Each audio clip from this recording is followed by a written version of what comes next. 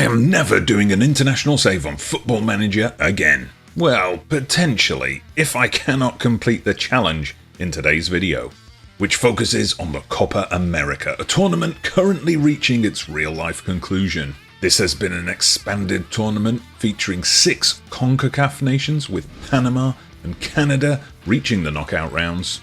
Indeed, as I record this, Canada are preparing for a semi-final appearance.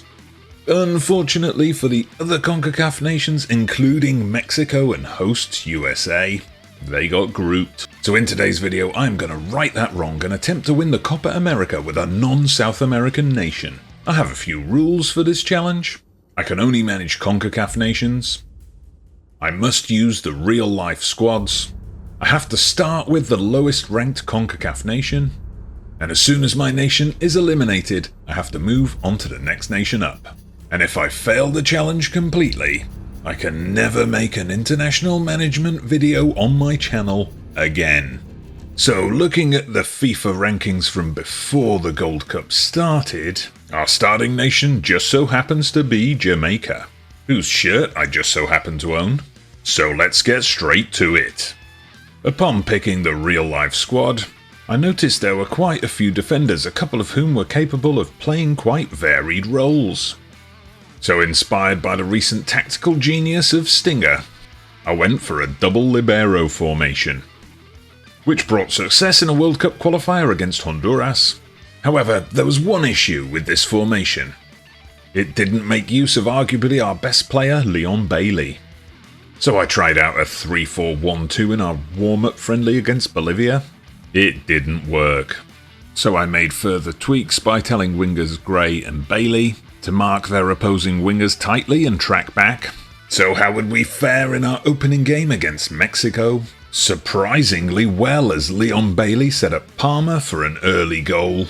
We held on to that lead until the 78th minute, when the Mexicans managed to equalise, and then with 5 minutes remaining, Harding got caught in possession and we ended up losing out 2-1. Still a decent performance, and looking at the stats we can feel hard done by. We needed a win against Venezuela, and our tactical setup worked in our favour as false 9 decoed over Reed, dropped deep and found strike partner Antonio with a defence-splitting assist.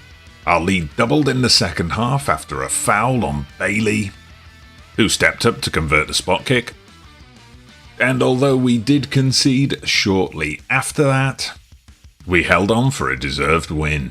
That meant qualification for the next round would come down to our final group stage game with Ecuador. Lambert was instrumental in this game, opening the scoring with this absolute screamer, and then supplying the assist for a late second from Marshall. The final score 2-0, meaning we qualify behind Mexico, but unfortunately that puts us up against Argentina. Things did not get off to a great start as Harding gave away a penalty, and the GOAT Messi could not get past Boyce Clark. On 35 minutes, some great play on the left side led to a low cross turned in by Gray. We were on course for a major shock, until, that is, Messi made amends for his penalty miss, twisting and turning to level the scores. And then deep into stoppage time, we had a corner, but the ball was sent too close to Emi Martinez, and a counter-attack was launched, with the ball eventually finding its way to Julian Alvarez, who found the net on 90+5.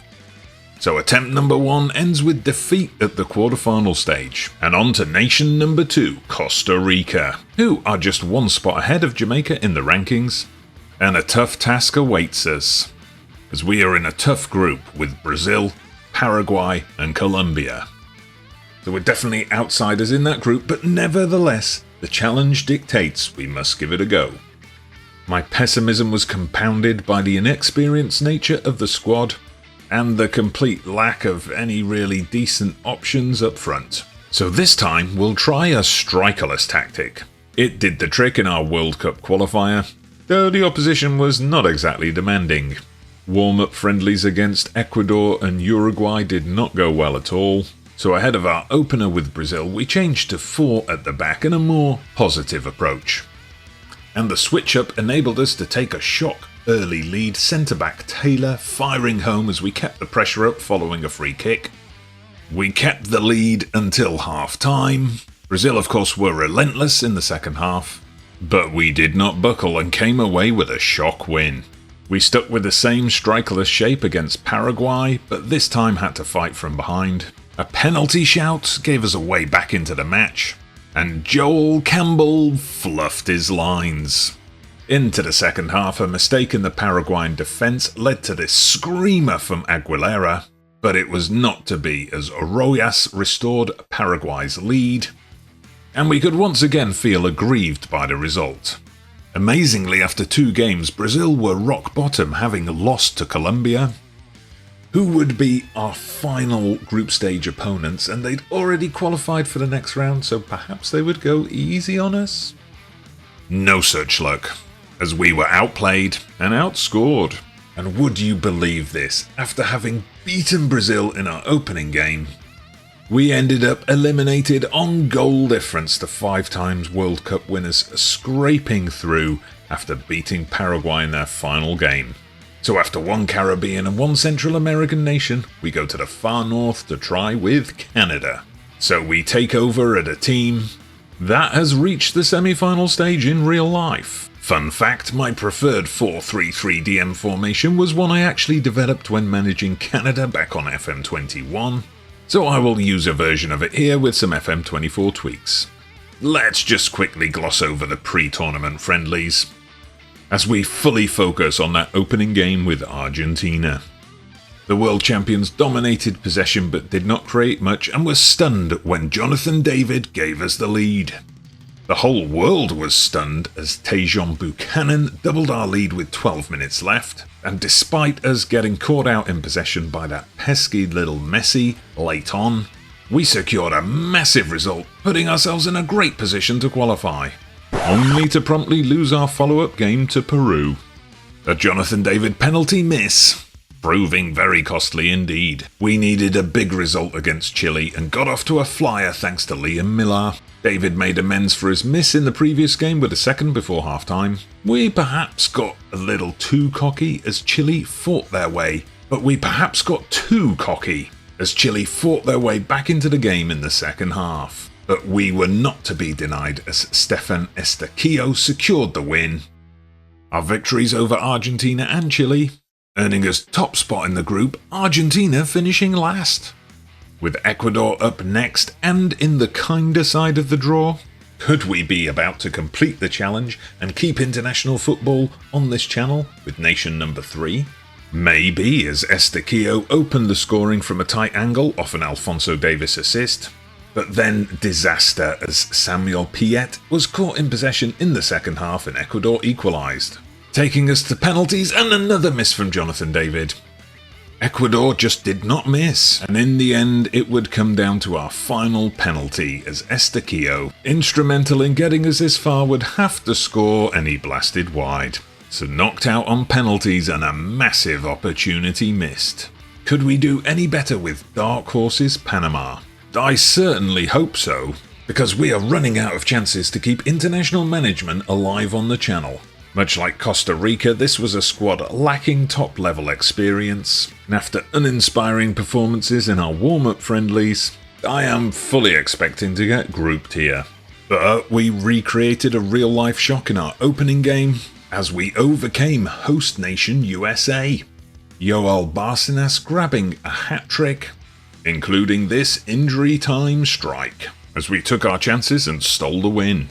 By the way, I'm going for a classic 4-2-3-1 in this one. Alas, we could not follow up on our surprise win against Uruguay, meaning to qualify we would need a big performance in our final game against Bolivia. And we got exactly that, racing into a 2-goal lead in the first half, and sealing the deal with 20 minutes left to play. A comprehensive, deserved win that saw us come out on top in a group where 3 nations finished on 6 points.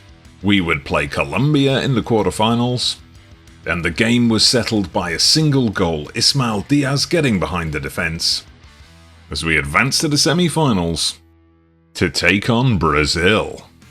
Our opponent seized control of the game early on and put themselves into a comfortable 2-goal lead by half-time. We didn't help our cause as Ayaza got sent off in first half stoppage time. And although we did pull one back from Ismael Diaz early in the second half, it wasn't enough. And just to rub it in, we ended up finishing 4th after losing to Jamaica in the 3rd place playoff. So now we take on the challenge with perennial underachievers Mexico. And I'm starting to get very worried now. Just 2 attempts remain to avoid an international ban on the channel. The real-life squad definitely looked better than most of the teams we've managed so far. And again, I would go for the 4-3-3 with this one. Warm-up friendly results were somewhat mixed, but it was the opening game with Jamaica that mattered. And despite going behind early on, Eric and Jorge Sanchez saved our skins, as we got the comeback win. An early goal from Gerardo Arteaga was enough to beat Ecuador. 2 wins out of 2, putting us in a very comfortable position in the group. We needed this goal on 90 plus 8 against Venezuela to get a win in the final group stage game, topping the standings with a maximum 9 points. So my Mexico side were in good form and looking good to make progress in this challenge. Except that Argentina had stuttered their way through Group A and would be our quarter-final opponents. We were put on the back foot by Enzo Fernandez inside the first minute, and were further rocked by Lisandro Martinez before half-time. A glimmer of hope in the second half as we carved out an opening for Alexis Vega, which turned into a beacon of hope as we won a penalty, converted by Santiago Jimenez. And no, this is not a replay, that was the start of a penalty shootout. Disaster for us as Carlos Rodriguez missed. Argentina though, they were precise. And same as the Canada save, we needed to score our final spot kick to stay in it, and we didn't. Mexico eliminated, only 1 attempt left and we haven't even reached the final yet. And our last chance would come with the good old US of A. One last shot at completing the challenge and preserving the future of international management content on this channel. With a real-life squad filled with versatile young players, many of whom play at the top level in Europe, I went back to the tactical drawing board looking to exploit our strength on the flanks with wing-backs and inside forwards. And throwing in a libero as well for good measure. The warm-up friendlies went well, as did our opening game with Panama, as goals from Robinson, Richards, and Monaco's follower-in Balogun earned us a comfortable 3-0 victory. Our win in the next game against Bolivia was even more comfortable, as we won 7-1, absolutely dominating. With us having already qualified and Uruguay needing just a point, our final group game somewhat predictably finished 1-1. Marching into the quarterfinals then, and oh no, it's happened again, we face one of the favourites. Yep, Brazil finished 2nd in Group D on goal difference. Still, we showed them what we are all about with an early Balogun goal. But early in the second half, the former world champion seized control, scoring twice to take the lead. Bad boy Giovanni Reina would keep us in it though as he levelled the scores.